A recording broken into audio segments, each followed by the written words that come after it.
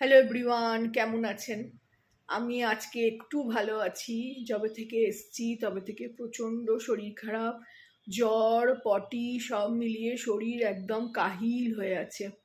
দুদিন ধরে মেয়ে রান্না করছে, ওই বলে বলে দিচ্ছি একটু কুকারে, ছোট কুকার এনেছি কলকাতা থেকে। তো ওই কুকারে একটু পাঁচফোড়ন দিয়ে, একটা শুকনো লঙ্কা ফোড়ন দিয়ে, একটু আলু দিয়ে ঝোল করছে। সেই ঝোলই দুদিন ধরে খাচ্ছি। আর কিচ্ছু মানে যেদিনকে আমি ঢুকেছি বাড়িতে, 27 তারিখে এসছি, হায়দ্রাবাদ ফিরেছি।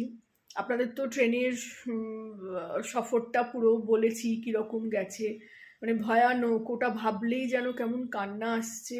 আর ওই যা যা খেয়েছি সেই সব ভাবলেও মনে হচ্ছে আর কোনোদিন আমি ওইসব খাবো না।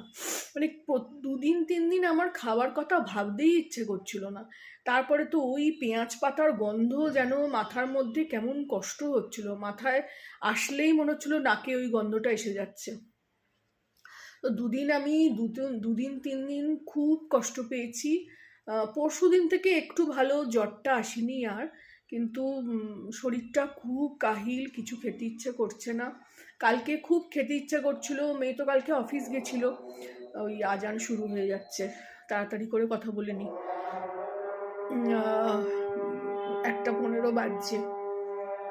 তো ওই মেয়ে অফিস গেছিল, কি খাবো, ও তো দুদিন ধরে করছে, আমার তো গিয়ে রান্নাঘরে দাঁড়ানোর ইচ্ছে করছে না, না খেতে যেহেতু ইচ্ছে করছে না, রান্না করতেও পারছি না, পা ফা কাঁপছে। কালকে ফ্রিজটা গুছিয়েছি, গুছিয়ে সব তুলেছি। আর কিছু জামা কাপড় ছিল আগের দিন কেচেছে, মানে ওয়াশিং মেশিনেই কাচতে দিয়েছে, কালকে সেগুলো কিছু ছিল কালকে আমি কেচেছি, বারান্দাটা ধুয়েছি। ওই করার পর মানে আমি আর সত্যি কথা বলছি ঝাড়ু পোছা করতে ইচ্ছে করলো না।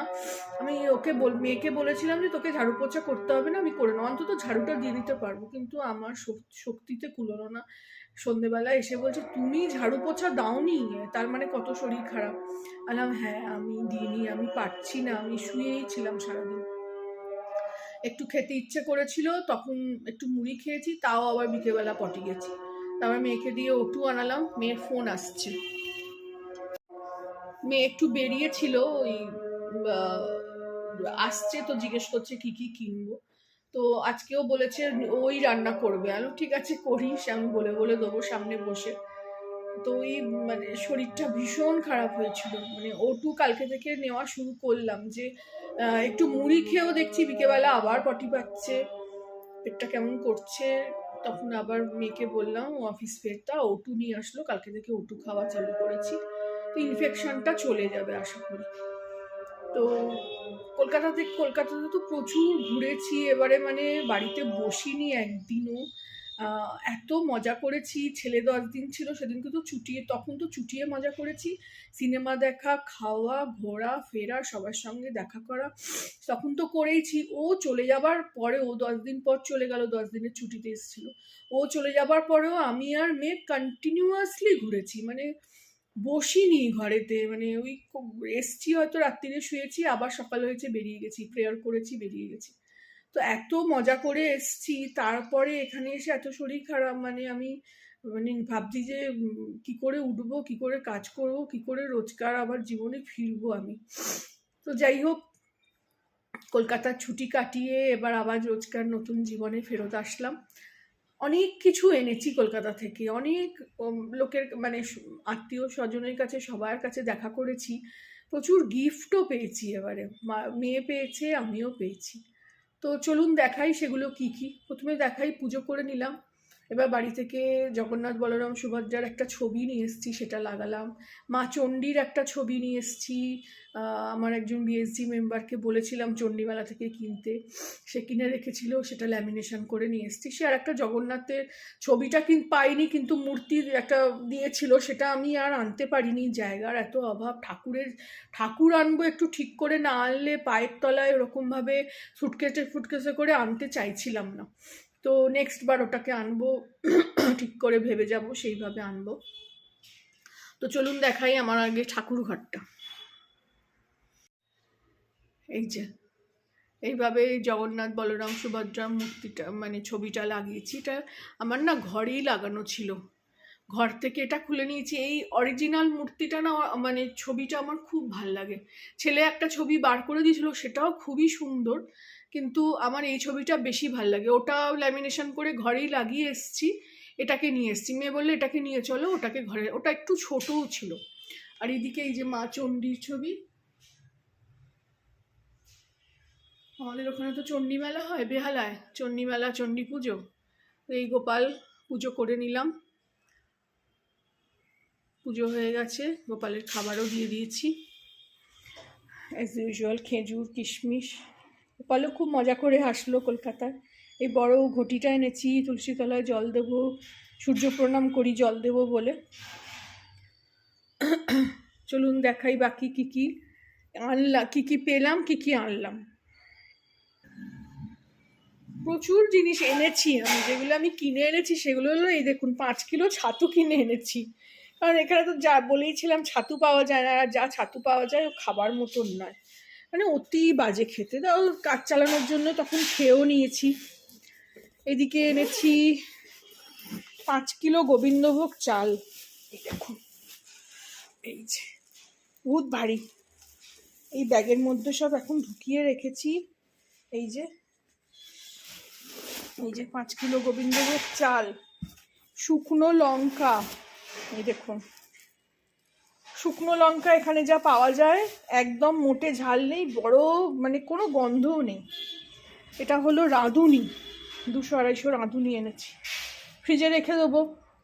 রাঁধুনি দিয়ে একটু ফোড়ন দিয়ে মুসুর ডাল, তারপরে আমি একটা শুক্তো করি, সেটাও খুব ভালো লাগে খেতে। এই যে ব্যাগ এখনো গুছিয়ে উঠতে পারিনি, সব কটা বাসন এনেছি, খালি করেছি, সেই জন্য এই জিনিসগুলো সব খালি করেছি বলে ব্যাগগুলো একটু খালি। বাকি দেখুন না, এদিকে সুটকেস পড়ে আছে, যতক্ষণ না আলমারি কেনা হচ্ছে জানি না কিভাবে সব রাখা হবে। আলমারি অনলাইন কিছুতেই বুক করতে পারছি না, ভালো পাওয়াই যাচ্ছে না। এদিকে এনেছি 1 প্যাকেট পুরো বাতাসা, লাল বাতাসা এখানে পাওয়া যায় না। এখানে এনেছি বড়ি, 2 রকমের বড়ি, এটা একটা ছোট বড়ি, এটা একটা বড় বড়ি, ঝোলের বড়ি। এখানে আমি একটু ঘরের চাল যেটা খাচ্ছিলাম, সেটা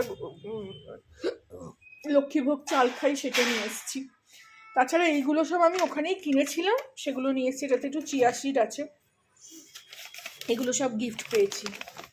আমার খুড়তুতো দিদি যে ধানবাদে থাকে, এই বাদাম আর এই বড় প্যাকেট মিষ্টি দিয়েছিল। এই যে এটা তো আমরা কলকাতায় শেষ করে এসেছি, খেয়ে এসেছি, ভর্তি মিষ্টি ছিল। কৌটোটা এই কারণে নিয়ে এসেছি যে মেয়ে অফিসে মিষ্টি দেবে, তো যদি ঠিক মতন মানে দিতে না পারে তো ওই ওতে করে সাজিয়ে দেব।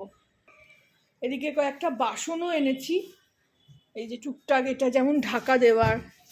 এখানে একটা ছোট স্টিলের কড়াই আছে, একটা সসপ্যান আছে। এই ছোট্ট পলাটা এনেছি, যেটার 1 পলা তেল দিয়ে আমি রান্না করতাম, এখানে পলাটা এসে বড় পেয়েছি।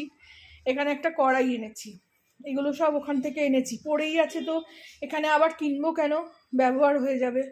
এই ব্যাগটা মেয়েকে দিয়েছে আমার ওই খুড়তুতো দিদি, ও ইউজ করছে।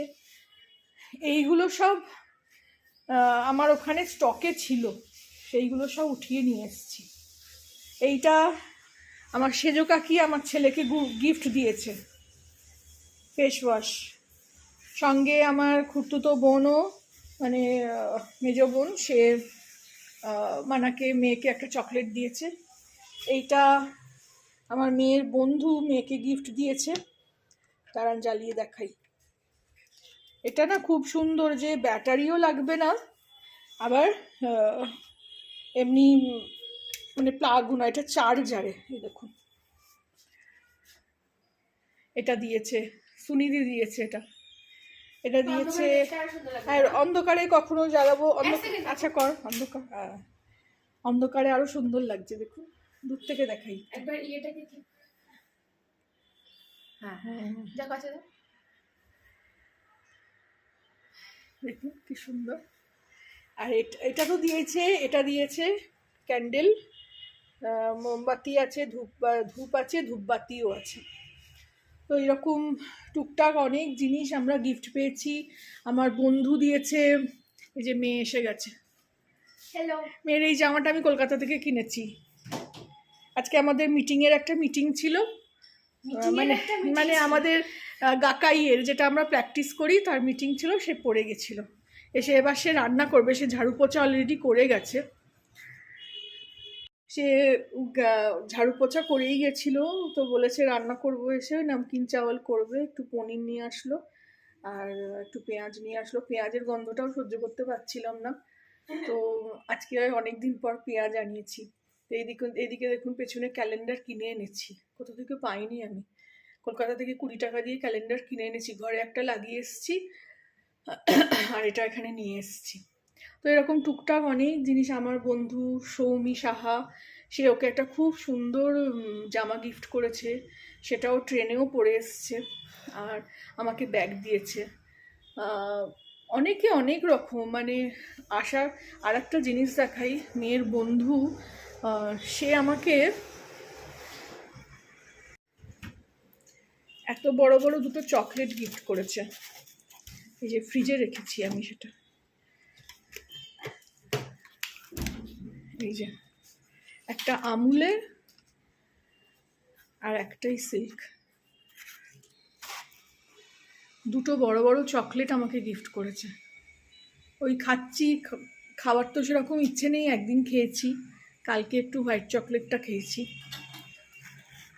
এরকম খুব, মানে কলকাতা গিয়ে এরকম এত ভালোবাসা পাবো ভাবতে পারিনি, মানে খুবই ভালোবাসা পেয়েছি সবাই। এই যে আমি এটা আচার করে রেখেছিলাম, দেখিয়েছিলাম আপনাদের আচারের রেসিপি, সেটা আমার ফ্রিজে রাখা ছিল, এবারে নিয়ে এসেছি। এভাবে অনেক কিছু জিনিস নিয়েও এসেছি, গিফটও পেয়েছি। খুব খুশি আমরা কলকাতা ঘুরে। ভেবেছি এখনো পর্যন্ত পুজোয় যাব, কারণ পুজো তো আমাদের এখানে ভাল লাগে না, কিছু হয় না, তো দেখা যাক কি হয়। চলুন, শেয়ার করলাম আপনাদের সঙ্গে, শরীরটা ঠিক হওয়ার পরেই করতে পারলাম। অনেক কিছু দেখাতে পারলাম না, হাতের সামনে নেই। আমার মাসতুতো বোন একটা ব্যাগ দিয়েছে, সেটা সুটকেসে আছে, কখনো ব্যবহার করব তখন দেখাবো।